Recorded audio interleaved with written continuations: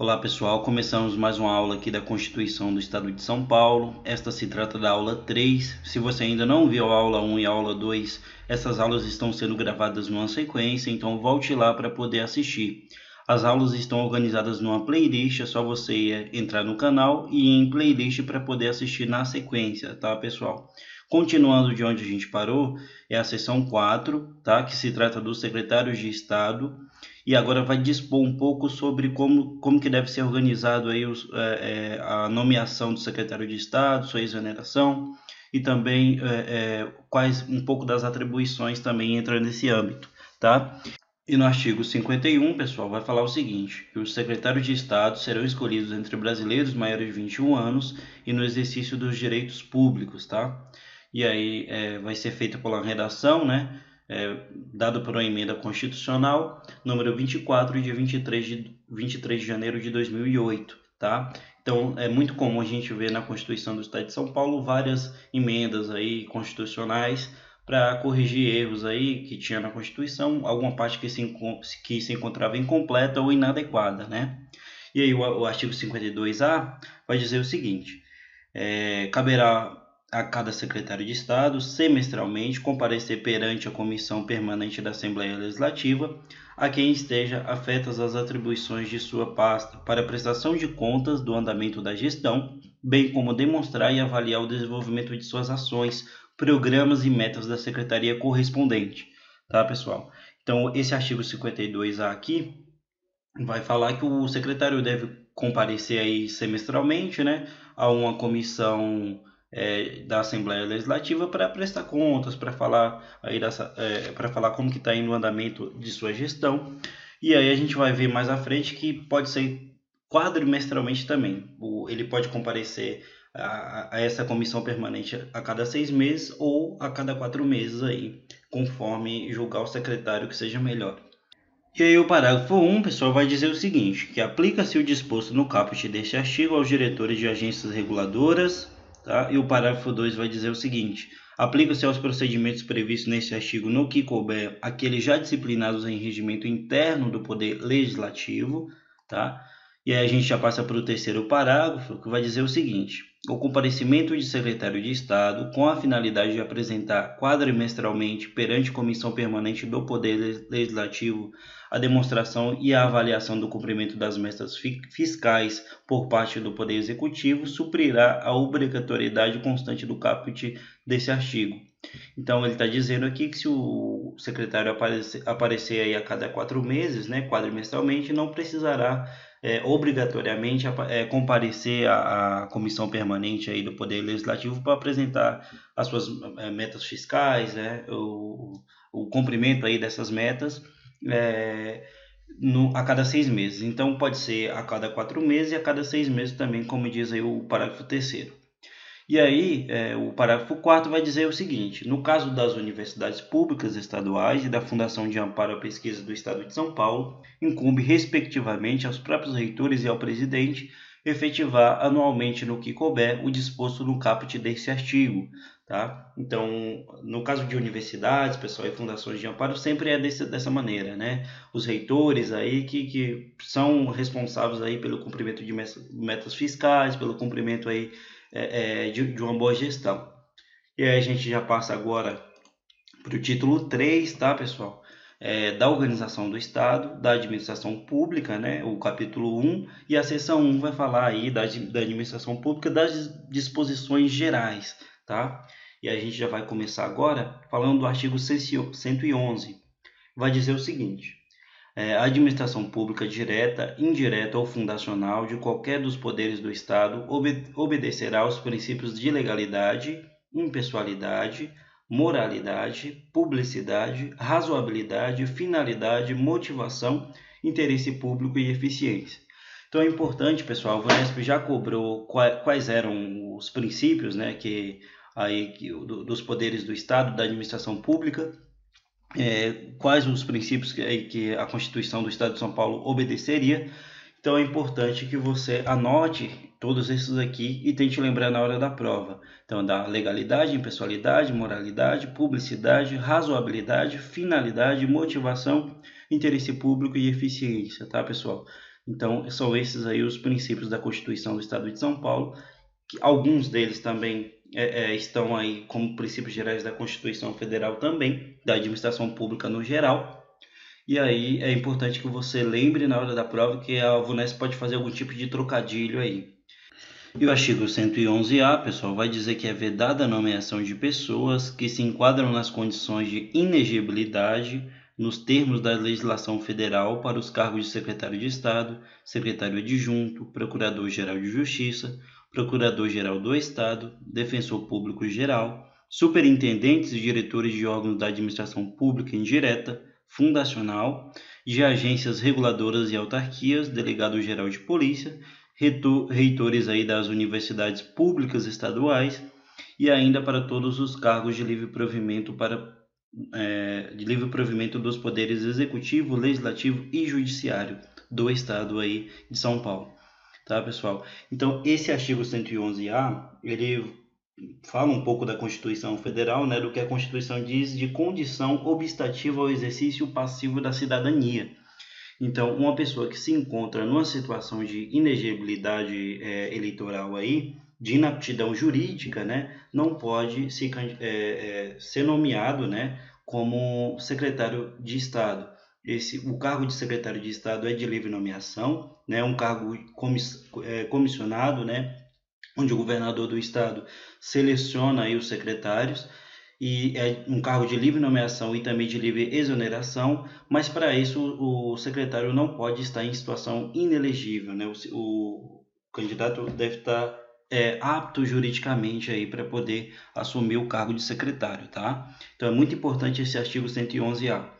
E a gente vai para o artigo 112, que vai falar o seguinte: as leis e atos administrativos externos deverão ser publicados no órgão oficial do Estado para que produza os efeitos regulares. A publicação dos atos normativos poderá ser resumida, tá? Então é por isso aí que todo o Estado tem um diário oficial, né? A qual são publicados aí os atos administrativos, as leis aí, para que possam ter validade, tá bom? Então é necessário que se publique aí no órgão oficial do Estado, um diário oficial, algo do tipo. E aí o artigo 113 vai dizer que a lei deverá fixar prazos para a prática dos atos administrativos e estabelecer recursos adequados para a sua revisão, indicando seus efeitos e normas de processamento, tá? Então a lei deverá fixar aí um prazo, né, para a prática dos seus atos aí, e sempre estabelecendo recursos aí para a sua revisão, como diz o artigo 113. E aí a gente já passa para o 114, ainda nas disposições gerais, tá, pessoal? Na seção 1, que vai estar falando aqui da administração pública do Estado, né? Vai falar o seguinte: a administração é obrigada a fornecer a qualquer cidadão, para a defesa de seus direitos e esclarecimentos de situações de interesse pessoal, no prazo máximo de 10 dias, certidões de atos, contratos, decisões ou pareceres, sob pena de responsabilidade da autoridade ou servidor que negar ou retardar sua disposição. No mesmo prazo, deverá atender às requisições judiciais se outro não for fixado pela autoridade judiciária. Então é o seguinte, pessoal, o cidadão civil, o cidadão comum aí que se encontre aí precisando de informações para sua defesa e esclarecimento de situações aí do seu interesse pessoal, e essas informações se encontram com o Estado, ele tem 10 dias úteis, eu deixei até sublinhado aqui, para que o Estado tem 10 dias úteis para fornecer essas informações para que o cidadão possa se defender, tá, pessoal?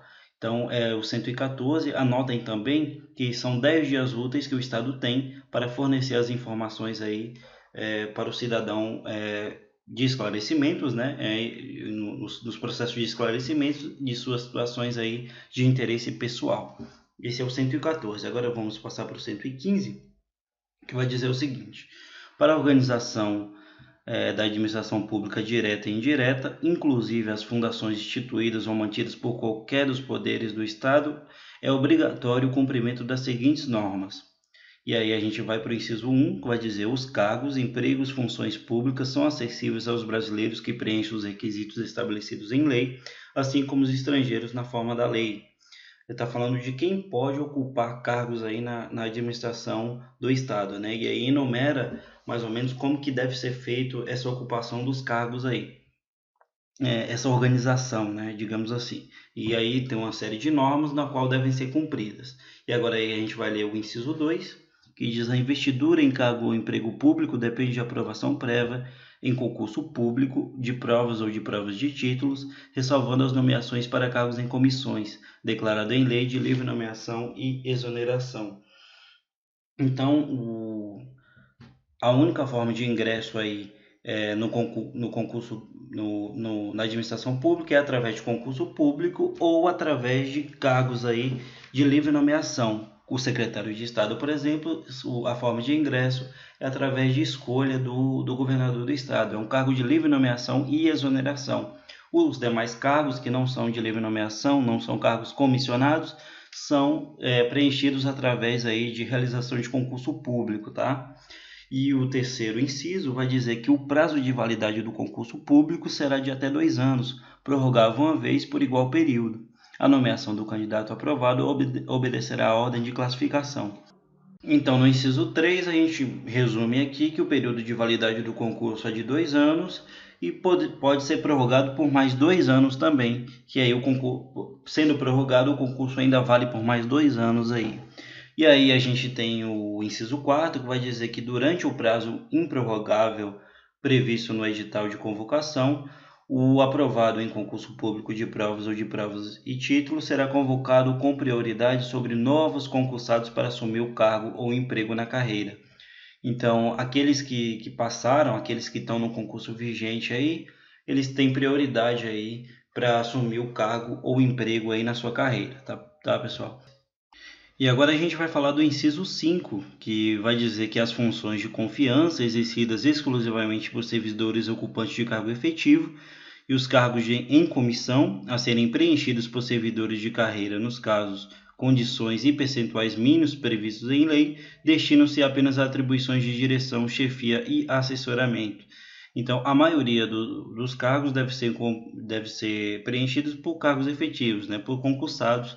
E aí os cargos de comissão, que são aqueles cargos em que são cargos de confiança, né, de livre nomeação, devem preencher a fatia mínima aí do serviço público, tá, pessoal? Então, os cargos de livre nomeação devem ser as atribuições de direção, de chefia e de assessoramento.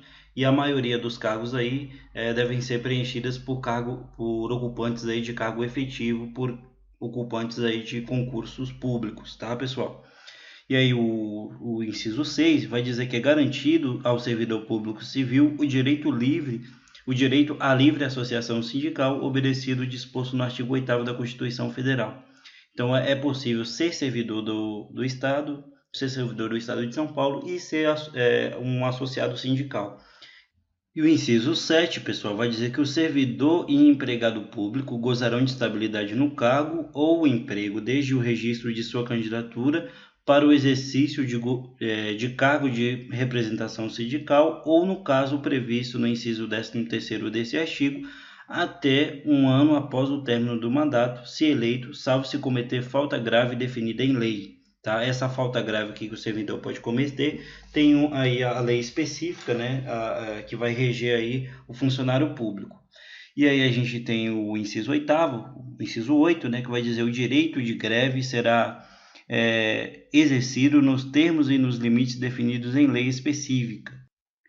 Vamos passar para o artigo 9, para o inciso 9, perdão, vai dizer que a lei reservará percentual dos cargos e empregos públicos para os portadores de deficiência, garantindo as adaptações necessárias para sua participação nos concursos públicos e definirá os critérios de sua admissão.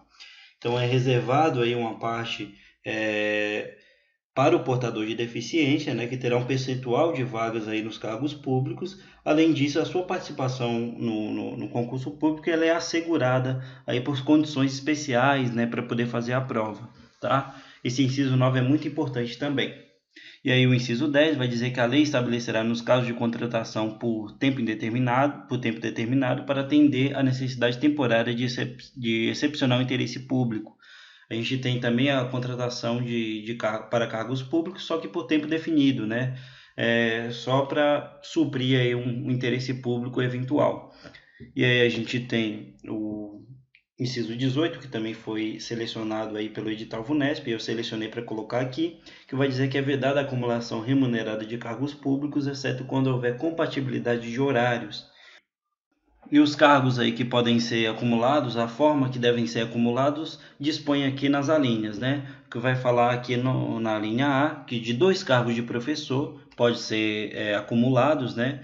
Aí no serviço público, com base na compatibilidade de horário.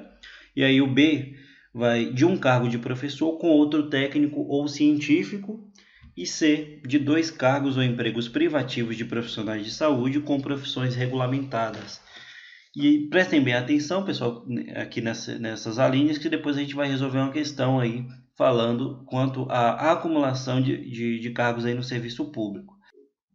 E agora, ainda em disposições gerais, pessoal, a gente passa aí para o inciso 19 desse mesmo artigo, que vai falar quanto à proibição de acumular, estende-se a empregos e funções e abrange autarquias, fundações, empresas públicas, sociedades de economia mista, suas subsidiárias e sociedades controladas direta ou indiretamente pelo poder público. E todas as entidades aí, todos os órgãos aí que se estende as propriedades aí de acumular emprego aí, cargo no exercício público.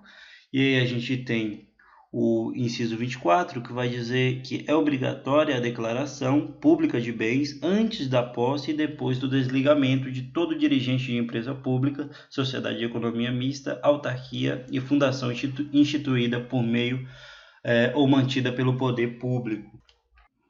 Então, todo dirigente deve fazer uma declaração antes de entrar no serviço e outra depois de sair do serviço público, para ver se os bens obtidos nesse período são compatíveis com a sua renda obtida também nesse período de exercício.